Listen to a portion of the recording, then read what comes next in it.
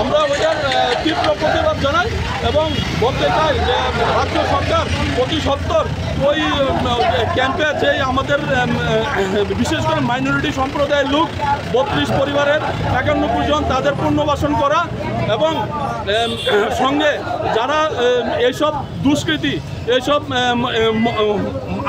মন্দির ভাঙার পেছনে মানুষের বাড়িঘর ভাঙার পেছনে যারা দায়ী তা প্রকৃত দায়ী তাদেরকে শনাক্ত করে আইনের আওতায় এনে ওদেরকে জেলে ভরা, এটা হলো আমাদের দাবি। আর আমাদের দাবি আমরা স্বরাষ্ট্র দপ্তর এবং আমাদের স্বচ্ছ মুখ্যমন্ত্রীর কাছে করতে চাই যে ত্রিপুরা রাজ্যের ইতিহাস আমরা সবাই জানি, আমাদের জন্ম এখানে।